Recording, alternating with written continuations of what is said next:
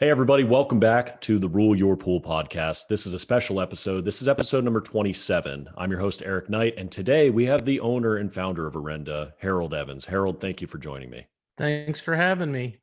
Well, it's a pleasure to have you on. Normally we have Jared, sometimes we have Joe, but in terms of value to the audience, we thought, hey, it's springtime. We're getting into the summertime. Now is a great time to directly speak to homeowners and service professionals. And so this episode, I want to talk about the golden rule. I want to talk about how interactions should occur between pool professionals and homeowners. So you ready to get into it? I'm ready to get into it. Okay, episode 27, Rule Your Pool podcast. Let's go.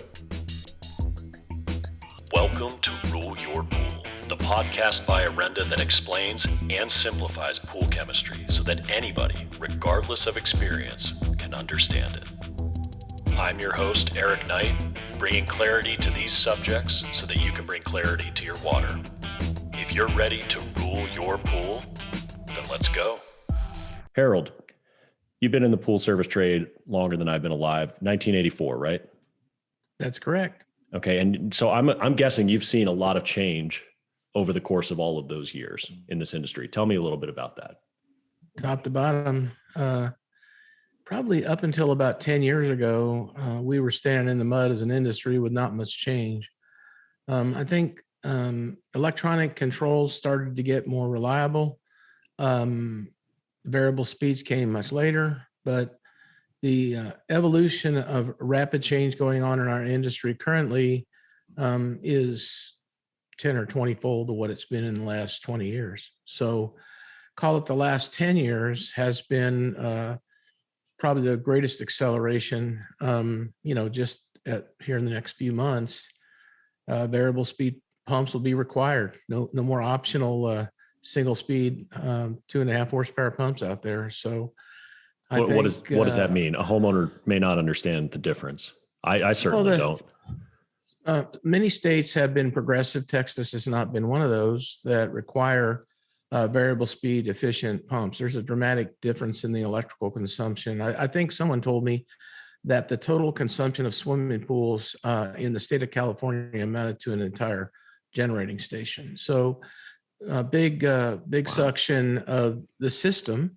And not to go too terribly deep with it, but when you look at a 3,450 RPM motor running full tilt all the time, there are consumptions that are significant. I know that at one point it was, something along the lines of $100 a month. I don't know what it costs to run a pump anymore. But the variable speed dramatically cuts electrical consumption. And of course, the grid is under, as we learned in Texas this year at the winter, the grid is under great pressure. And for example, during the winter, when this freeze hit here in Texas, every pool pump was full tilt. And if you had a variable speed pump, you consume a fraction of the energy versus say 2.5 horsepower or 2 horsepower normal square flange motor. So it's a good thing for homeowners to have a variable speed pump. Oh, absolutely. I think one of the things that's, it's a tough climb on the face because people, I think sometimes we're overstating its benefit because we can't run it at some of the RPMs that are suggested. But at any level, a variable speed pump is a better investment for the consumer in terms of their electrical consumption and their footprint and all the things that go with it. And that's consistent with our strategy as a company, which is, a minimalist approach, a holistic view of things and what it is we're doing and how we impact our community, our country, our water, and what can we do to get the job done with the least amount of consequence. And I think the variable speed pump is sort of the final draw. So in August of this year, I believe it is, the federal government has done it the right way. It's been an option in states, and then people are getting around it.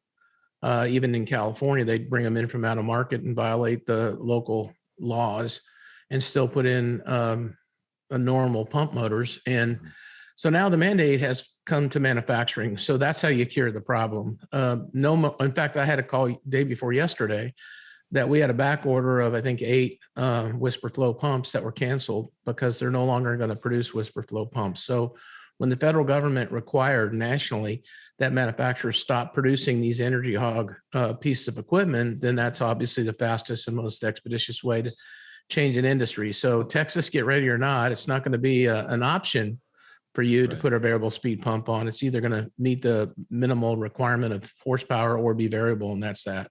Okay, so everything you've listed of the changes since 1984, that's been technologically. So let's talk culturally in the pool business, okay? Because a lot of the people listening to this, they're not in the pool trade. They own a pool in their backyard and they interact with their pool person or a pool company or a builder, and then maybe they're a DIY homeowner. What would you say culturally has changed? And then what has been just stubbornly, for some reason, not evolved at all? Well, as I said, electronic controls, running your spa from your phone as you can do today is a major change that we saw. What happened initially in the, say, early 2000s is the controllers had issues in their ability to withstand the environment of humidity and outdoor capacity. In my view, limited my willingness to give them to customers to use because these expensive pieces of equipment weren't lasting long in the marketplace because of the condition they were in. And then the industry figured out they should coat those boards with materials that protected them from moisture. And now it became more sensible to use a controller. And at this point, it makes absolutely no sense to not invest the money in a control automation system for a host of reasons. That's still technology. I'm talking cultural. What has happened with the people? What has happened with the habits in the industry? What have you seen change among the pool trade, and what has not changed? Well, it's interesting. It's actually changed, and now it's returning back to the original format. So I don't even know when exactly the tab started to show itself. It's always, since I've been in the business, tabs have always been around, tricolor tablets. But for many years, especially in Southern California, kind of the mothership of some of the first pools in the country, there was at least twice a week service or some arrangement where unstabilized chlorine could be added to the pool. And then intermittently it'd be put in midweek or some other point in time. And then the tab came around. The tab seemed to be the solution to amortizing a more competitive rate, an ability to deliver a service for less trips. And like most habits, it got carried away with itself and suddenly became the dominant force. So I think it's safe to say that trichlor tablets was a major change in the industry. I'm not sure because you look now, unstabilized chlorine is roaring back only because here again, circumstance availability has changed. You have a temporary shortage going on because of a loss of production. And it's going to force people into another change, which is going kind of back to what happened 20 or 30 years ago, which is re-identifying. And we're doing it for the wrong reasons, but at least we're doing it. So I would have hoped that the reason we stopped using some of the stabilized chlorines is we would take responsibility for how it affects sanitation in a negative way and accumulates something good. Overused becomes overgood, good food. And right. To eat well is good, and to eat too much is to eat too much. So we've done that with chlorine, and the tablet has taken the place of that twice a week visit to once a week visit to automatic controllers that can administer these things. So the cultural change has been basically to go back to what we did in the first place, which is kind of crazy.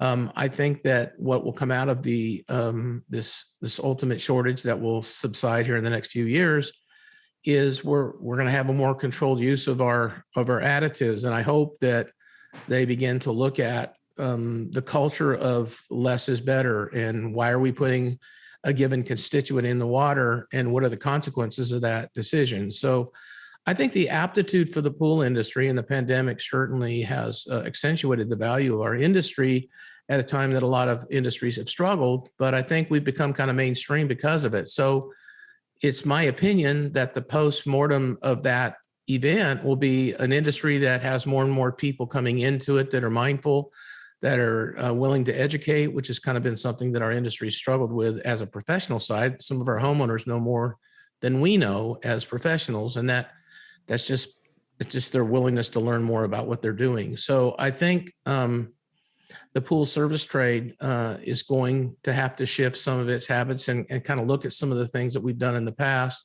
and make sure that what we were doing was for the right reasons. Mm-hmm.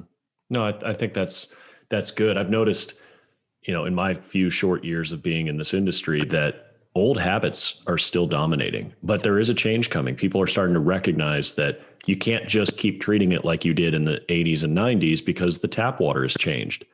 But it's taking a long time. It takes a lot of individual personal pain in the trade to actually observe, oh, maybe I should pay attention to phosphates, or maybe I am putting too much cyanuric acid in my pool and I just cannot keep algae at bay, or whatever it is. And eventually, if this trend continues, at least I've noticed this trend in the last few years, eventually I think it's going to force people to get to a more proactive mindset, or they're going to get out of the business because they won't be able to be profitable. Do you agree with that? Yeah, I think there's more. I think there's more unprofitable businesses in the pool business in the midst of all this prosperity than probably in the history of the industry. So, if you haven't kept up with your costs, I know some of my dear friends in this industry that I interact with all the time. Some of these people, up until this year, haven't raised rates in 5 years or more. Usually, it's a constituent decision for, hey, I've had this customer a long time. She's doesn't really have the money, which has nothing to do with you and your business.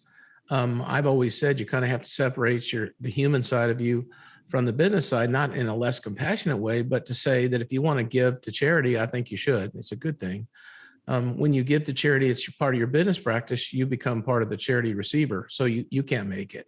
Mm-hmm. So I think that these escalations that have been so sudden that we're dealing with right now have people on the brink. There's a lot of people that can't get parts and can't generate revenue and can't keep their pools clear. And then you look at that and that they haven't raised their rates in 10 years, they're in trouble. And a lot of them have talked to me about it, that, we should all be kind of looking at our wholesalers do it. I can assure you, when they get a price increase, you get a price increase. Mm-hmm. We're constantly faced with escalation. Now, hyperinflation is right now, there's no doubt. But even in a normal inflationary environment that we find ourselves in, a couple of dollars a year can make a difference over time. And then you're forced to suddenly surge your rates to offset this and overreact. Right. And then you run the chance of losing your customers because they're not going to be sympathetic to that. So, well, I think that's a great segue into the crux of this episode, and that is the golden rule. And I know that you've got it painted on your service vans, which is a separate business from Orenda, but it's definitely part of the Orenda philosophy. So again, most of our audience, I believe, are homeowners. There are a lot of pool professionals that listen to this as well. But how does that conversation need to happen so that the rates can be appropriately raised?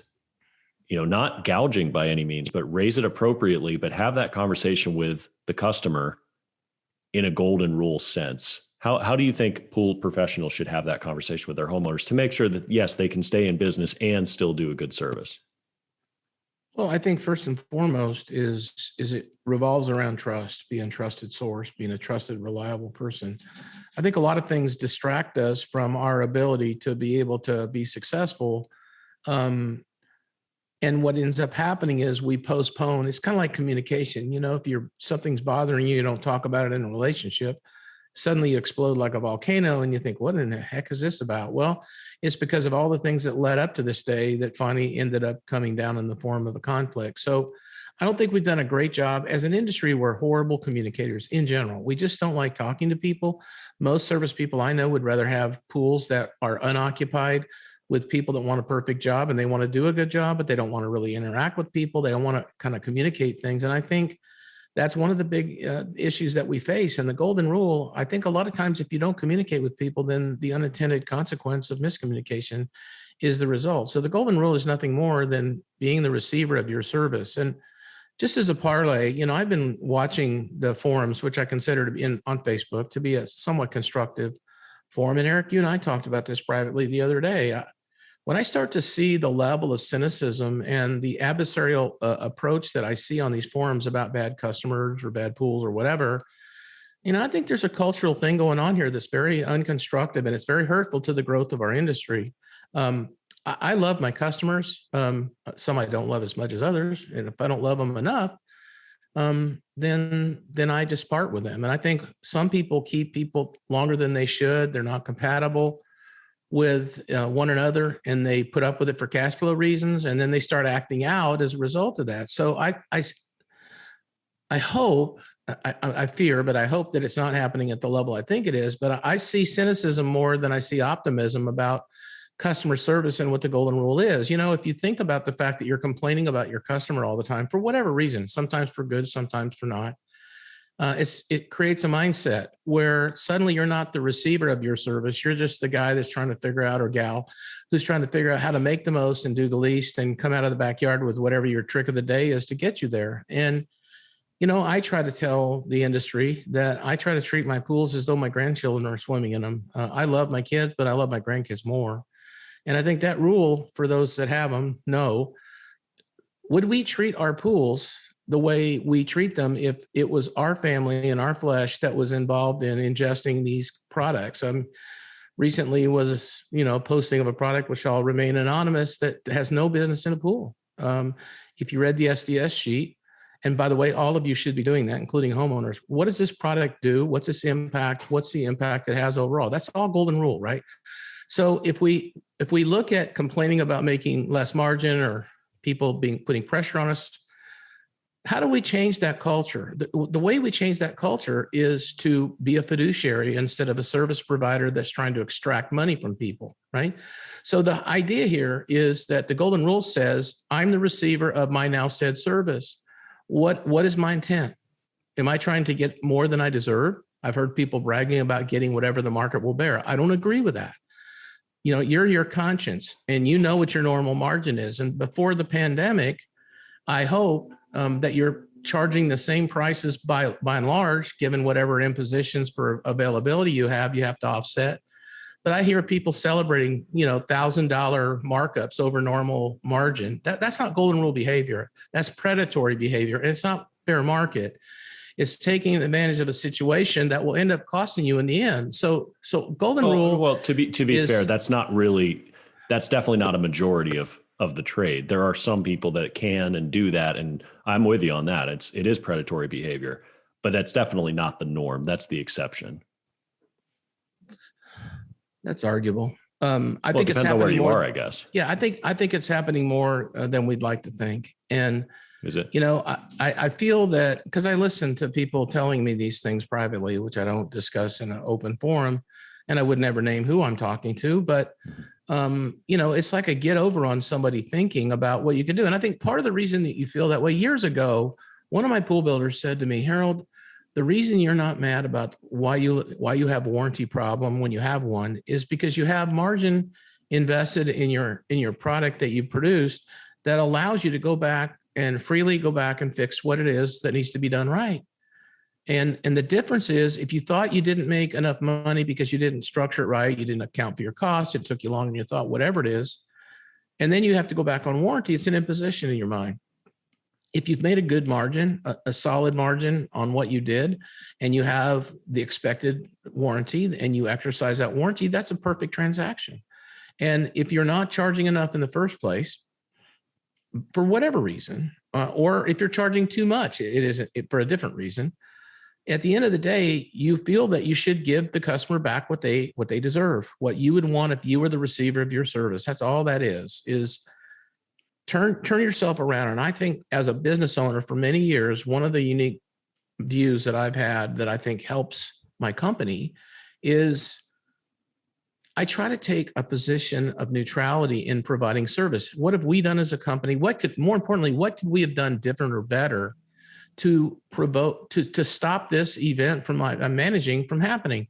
Is there anything we could have done better, different, approach in a different way, and be fair about it? And I think when you are that way, you'll have a few people that will challenge you and act like you're not telling the truth. But by and large, if your intention is to provide balance, because that's really all this is, a business transaction that's satisfied is one where the provision of service was adequate and the consumer of service was satisfied that it was met. Now, that doesn't mean that you have to be the bottom fisher of your industry. It means that you seek balance and you communicate that balance before you do things. I think a lot of the conflicts that come about in the pool industry on the service trade come from the lack of communication and misunderstanding, plain and simple.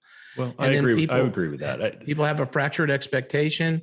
And then you have, and people make jokes about lawyers, but let me tell you something. The thing I love about lawyers is they communicate things in writing, what the expectation is.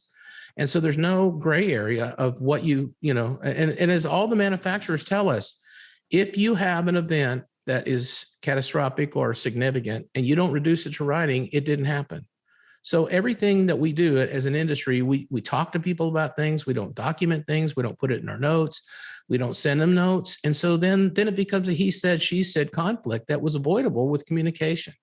I remember early on in the industry when we had a customer, and I was doing all the work at the time, and we had to replace the grids. And he said, Harold, I feel like we just replaced those grids. I said, well, Jim, let me go back and look in my computer and let's see. And I looked, and it was 7 years since we had put in grids. His recall, God bless the computer. I had the power, I had the knowledge. And I think that's one of the things that the industry needs to pay attention to is documentation of events, documentation of retained data are critical to your significant value added. And when you start looking at complaining about the internet affecting your business or whatever it is, at the end of the day, I'd like to think, and maybe I'm wrong, that most of the people that call our service business call us because of the people they've interacted with and the trust they feel for our service. Yes, there are times that those shoppings will affect the transaction, but I tell people, when was the last time you bought a car for what it was advertised for in the newspaper?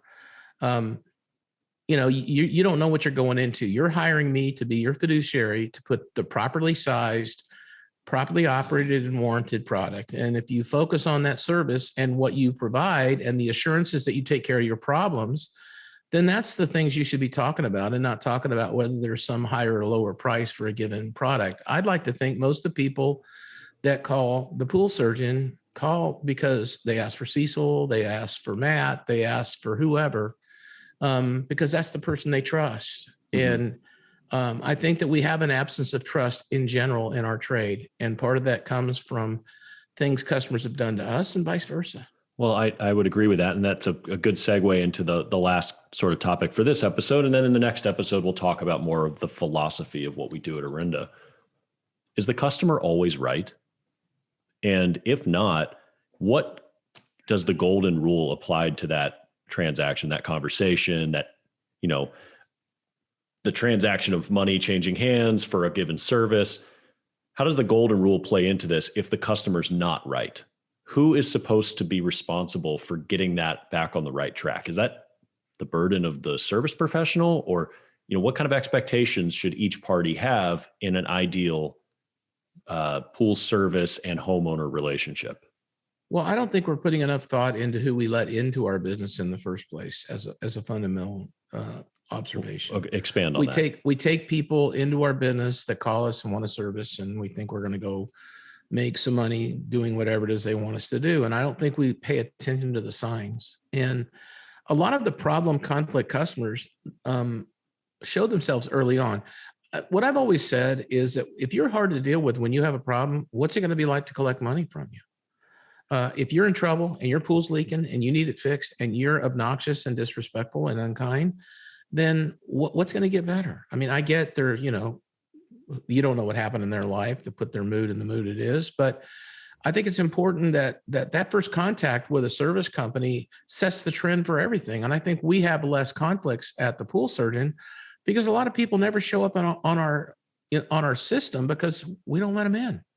If people are not agreeable to terms of payment, if they don't agree to secure a credit card, for example, before they come out there, and it's you can bill me. Listen, we don't run credit reports on every person that shows up in our business, but at the end of the day, some of the signs, and some are better at it and they get away with it, but for the most part, they show signs of their behavior, their willingness to meet us, whether they'll accept a telephone call to give us authorization. All those things are signs of the health of a relationship. So do I think the customer is always right? Absolutely not. And I have the upper hand on that customer because I know more than they do. And it's always been funny to me, especially with engineers, no disrespect, but some of you think that's your last name. I used to make jokes about that. I've never met so many people who come from the family of engineers, but I say that because engineers are smart by and large. But listen, I got the upper hand when it comes to the swimming pool. So the reality is that you're not always right. You may be right. I think part of the provision of service reality that we have as a company is dissecting our own reaction to situations that we find. Are we defending ourselves? Does that seem to be the trend? We are always kind of making up stories for why things aren't going the way you want them to.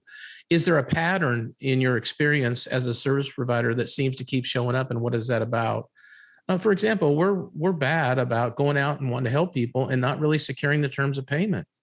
That's a big industry problem. It's a bigger problem that people won't admit to. Perfect example. I just saw on one of the forums on Facebook today, a homeowner who trashed some guy who's in the trade. He posted a screenshot on Facebook in the private group.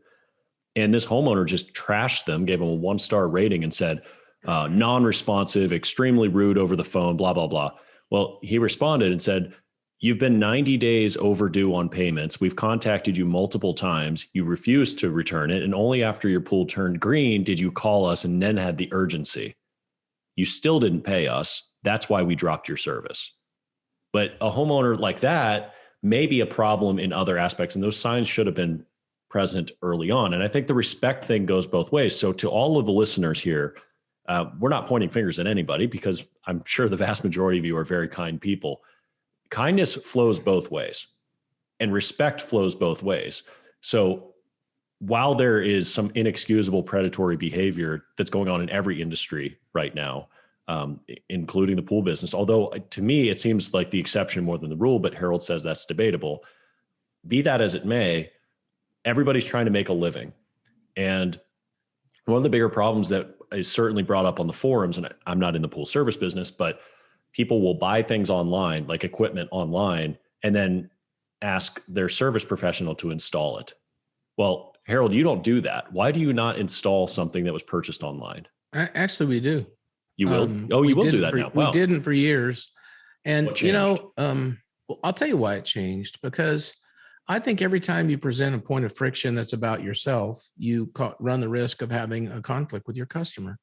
Your customer is parting with their money, right? It's theirs to spend on what they want to spend it on. And I think it is my job to preserve the profitability of my company. Now, for years, we didn't want to install other purchase things. And a lot of energy spent talking about that. But to me, the solution was simple, and it came about really during the pandemic.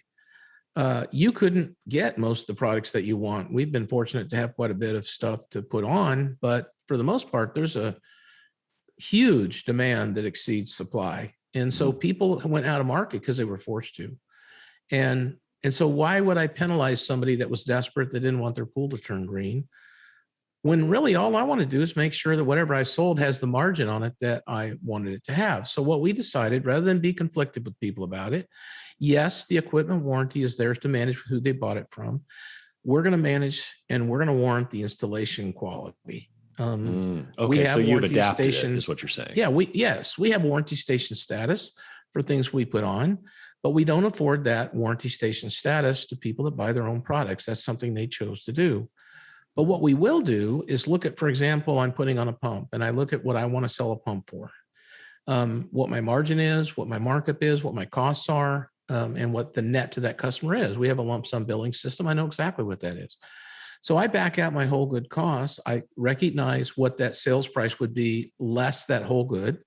And I simply put that price out as my installed price. It could be $1,000 for a pump install. I don't know. I'm not looking at it, but I make the identical margin installing somebody else's product as I would my own. So if they don't want to pay that, that's fine. But I'm not compromising my revenue net. And then I'm not also creating an adversary environment for a customer that is an unnecessary conflict. I mean, that's not the right way to start a relationship. Going into a speech about your profitability and how you bought it and what a shame it was they did that, that's all a waste of time. It's going to end wrong. There's no way that you're going to shame somebody, or should you shame somebody for going out and seeking a product that was readily available in the marketplace. I mean, listen, every vacuum is filled by something. So when wholesale distribution ran out of parts in a local market, people sought solutions. And that's exactly how the market works. Yeah. So why am I going to penalize somebody that spent $150 on a Jandy valve that needs my help? I'm going to figure out what my markup would be and what it would be to put that valve in, and I'll offer that service to them gladly. Well, and pay my people well for it. Pre-pandemic, though, I mean, I know one of the biggest discussions was, homeowner will say, oh, gosh, I don't know the markup of this service tech, but they're buying it and they're just putting this huge margin on it. I'm going to buy it myself. And then they want their service guy to install it. And most installers are going to say no, because they can't afford the warranty in case something goes wrong. I don't want to go down this rabbit hole too far, but it sounds like you've had to adapt in the era of scarcity. Is that a fair statement? I think it was something we should have done before scarcity, to be very open about it. I said, yes, it is a response to me looking at managing long-term relationships with people that I don't want to get into a adversarial environment with unnecessarily. And so the key is, what do we want to fight about? I've been married for almost 40 years, and you know what? We fight about the dumbest things most of the time that have nothing to do with what we're fighting about, right? It's accumulated issues. The more things that we take off the table to conflict with, the happier it is. Listen, I'm not shaming somebody for trying to get their pool fixed, and I'm not shaming them. Well, I think that's where the mentality that you see on the forums all the time and complaining about it, I think that's what it is. It's like, no, you know what you need to make when you go out and do things. If you're driving too far, or if you're out of your core service area, or putting on another piece of equipment, I mean, where the frustration comes, and we tell people this before we come out. If we show up at your house and that piece of equipment does not work in the manner it was intended to, you still owe us the same money. It's not up to us. We're not delivering a service that says that we certify that all the components you shipped across this country are in good working order. We're assuring you that we are doing a industry standard repair consistent with all best practice. And if there's an imposition created by your buying method, you're going to pay the price.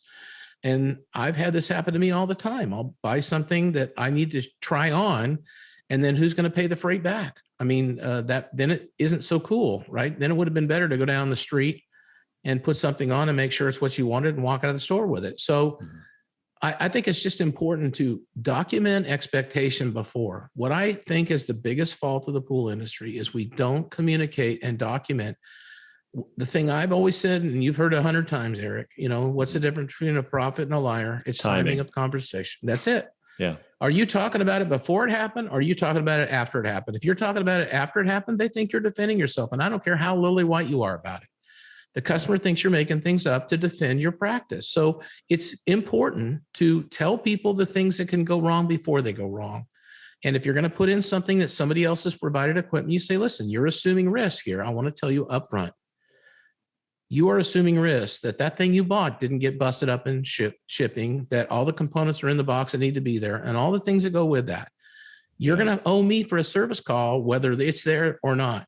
So well, I think that's fair. And so as I said before, the respect has to go both ways. It has to flow both ways, that, your time is valuable as a service professional, and their time is valuable as a homeowner and a customer. So it cannot be a predatory relationship in either direction. And we see both. I mean, Harold, you and I talk a lot. We see a lot of it going in both different directions. And fortunately, I think the majority of customer relationships are pretty good. But the ones that are bad, do we hear about them? I mean, you see screenshots of them on the forums. I have customers of mine that show me stuff that their pool service tech did or told them to do, or that a pool store told them the chemistry that they needed to have in their water, that just makes you go, what? Why on earth would you recommend these parameters to this pool based on where it's located? And of course, that's knowing what we know, but maybe it was just their software that told them to do that. But that's not fair to the homeowner. It's not okay to put that on a homeowner and say, you have to do this if you want it right, if that's faulty information. It's the same thing that goes into pool startup, which we will talk about in another episode coming up. But communication, I agree with that. So the golden rule, if you could summarize it, it's just authentic communication before an incident occurs. Would you say that's a fair statement? I think it's just putting yourself in the position of the person that's paying you and saying, hey, how would you feel about this if you knew everything you know for what you're doing and why you're doing it and how you're doing it, all of that, because you are the fiduciary here if you're behaving correctly. If your customer could get in your mind, I forget that movie where he was a lawyer and he temporarily, what's that comedian? I can't think of his name now, but everything he thought blurted out. Oh, liar, liar. I mean, yeah, that's right. Liar, isn't liar. That's the golden rule. That's the golden rule in action. So if you think about it, so if your private thoughts are something you're embarrassed by having based on the way you look at something, that's not golden rule. If if you innocently make a mistake or make a mistake and you admit to it, I feel like people will understand that. You'd asked earlier about a cultural shift. I'll tell you what I overlooked in discussing, which is probably even more important than anything I've said up until now. For many years, the Grays, like me, have been used to owning the information, holding the cards, holding the predatory ability to know how to use something or how to put something in. And I'll tell you what the fundamental shift that's changed this entire industry is your customer in most cases has the ability to know as much or more than you do. That's a paradigm shift in behavior and interactive relationships. So and I think it's a good thing too. It absolutely is. Well, assuming that you're trying to do the right thing. Yes. So I think you have to assume that your customer is better informed. And I think, look, for example, how we construct our pool trade shows. I've said for years, we have customers that don't know the things they need to buy.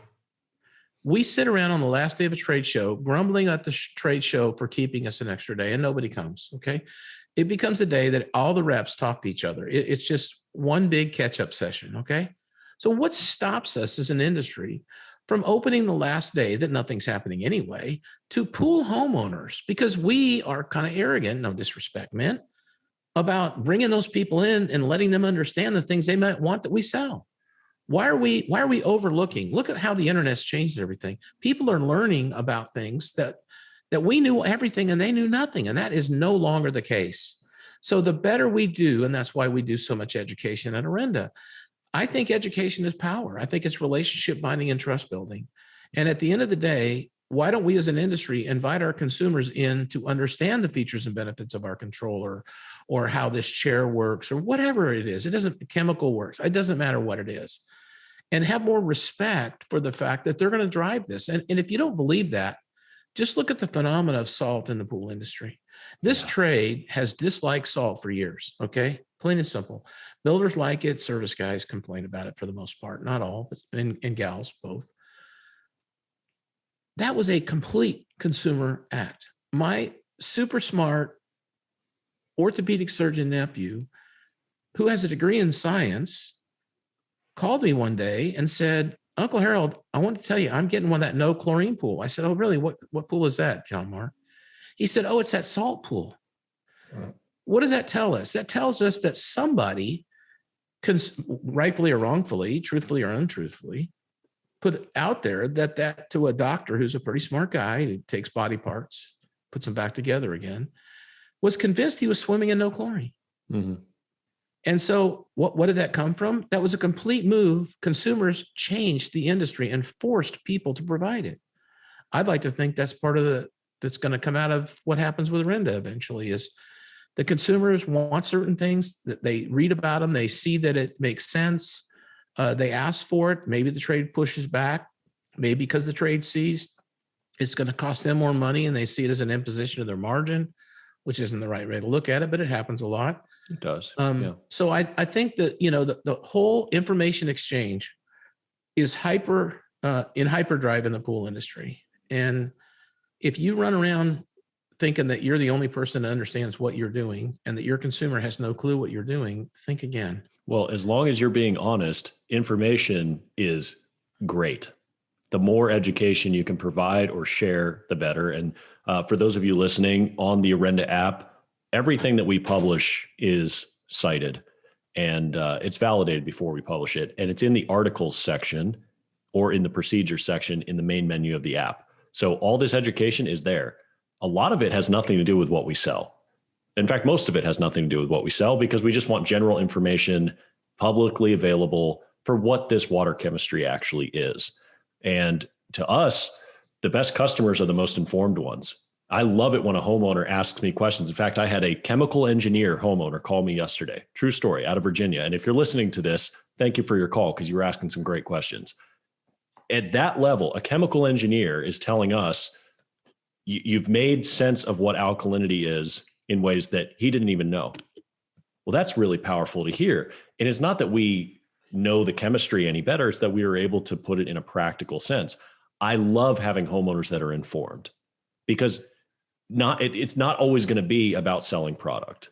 And that's another golden rule transaction. If you have a problem that Orenda can't fix, you better believe we're not going to recommend an Orenda product to fix it, because that doesn't help anybody. It certainly doesn't help you. And that's going to look bad on us too. I think that's an example of one golden rule transaction. But I'm going to wrap it up here on this episode, because that will segue into the next one where we get into our philosophy at Orenda. So Harold, do you have any final thoughts before we close this out?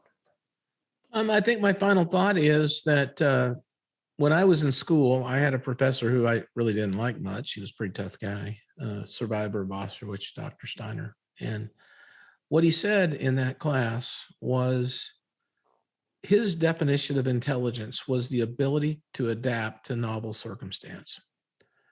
And so when I think about that in my life at my age, what I would say to all of you is the vulnerability to change is the acceptance of what you don't know, and your willingness to embrace things could be better and different. So when you think about your old habit as a gray like myself, please think about change, not change for change, but change for good, and be open to that. So there's more change to come in our industry. I don't know what it is, but we have to adapt. And the more we find ourselves going back to reflecting on what we've always done, the why we've always done it way, that's a destruction to the long-term success of your business and of your practices. So look at what you're doing always. Be willing to be vulnerable to doing it in a different way, not just to do it because it's different, but because it's better. And as I've told my kids, I don't care what's faster, I care what's better. Don't think about shortcuts that you provide in order for you to make more money as a service person. Think to yourself, am I giving my customer what they paid for? And if they're not paying me enough, then I should ask for more. But I can't do that until I provide them with the right service. So adaptability is survivability, and there'll be more change in the next 10 years than there were in the last 10. So if you're going to fight it, maybe it's time to pick another trade. Right on. Well, I appreciate all your time. And it reminds me of one quote, and I do not know who said it. I don't even remember where I heard it, but it said, those who focus on the tricks of the trade never master the trade. So keep that in mind, educate yourselves. And that goes for you homeowners, especially. Be informed, but be fair. If there's somebody who's going to give their skills and service, who's an ace electrician or plumber, to come out there, understand that everybody is so backed up with work right now, and there's a labor shortage. Trying to get good help is a problem. So please be patient with people. But by and large, respect goes both ways. I think that's the crux of this. And this has been episode 27 of the Rule Your Pool podcast. In the next episode, we're going to have Harold again, and we're going to talk more about the philosophy of what we're trying to do with changing the way the world thinks about water. We'll see you on the next episode. Thank you. Thank you for listening to Rule Your Pool, a podcast by Orenda Technologies. For more information on what we discussed in this week's episode, check the links in the description or visit www.orendatech.com. I hope you find this show valuable enough that you tap that subscribe button and share it with your friends. You can also like us on Facebook and social media. And with our help, you'll be able to rule your pool without over-treating it with chemicals and wasting money. I'll see you next episode.